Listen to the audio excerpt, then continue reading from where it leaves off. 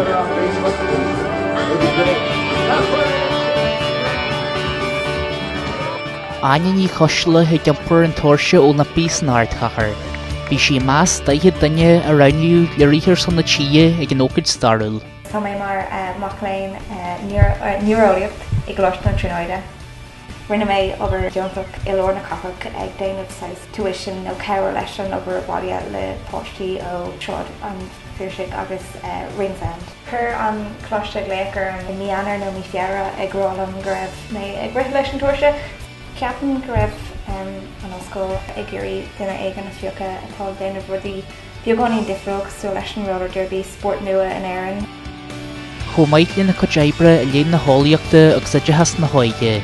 Is fuile fáilsíthe agus factasar ar san chearta sóisialta na mánaí, agus in na ball lárna den chéad chuman roller derby a buniú in éireann. Sport nua le haid Chalíní roller derby.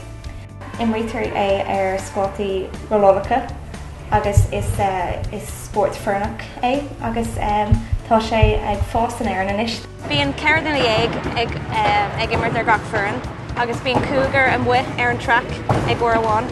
Tá méid tar siad ag déanamh alán over leis na Chalíní eile chun ceir leis an sport in éireann. Tás ráid náisiúnta roller derby in sin éireann, agus bí na Chalíní ag taisteal go cluichí ar fud na Thúrapá leis an sport. Ach, go déifí sport na man ag na cluichí Olympatha a London. Tá beag an simgan fécant ar Katie Taylor ag buchan gachrod sa boxing. Agus speice sin gohíntaach mar sin an céadúir go bhfuil an sport sin ar siúil le haid manás na cluichí Olympacha, so sin ferbert an anhá.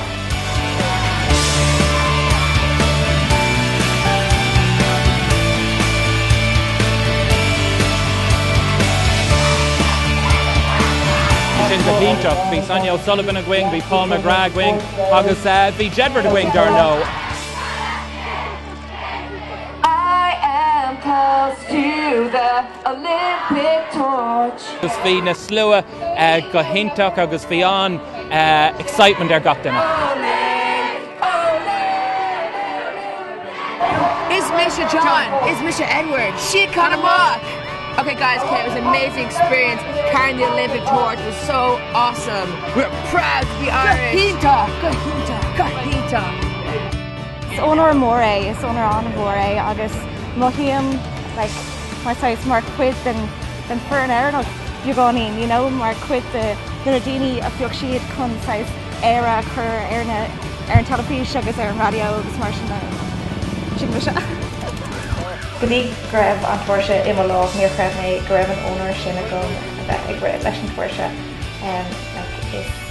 is Oxford Orwell sa céile agus rinne mé beag mé ag tuairt an tuairse de mháthir le haid a breáil an mí se thugan mar spprochlas le Gurm hagad le haid an sais an takeíocht a thug siad an ar feith na blianta ag déanamh stadéir agus ag déanamh má bríonnta agus ag déanamh an roller derby.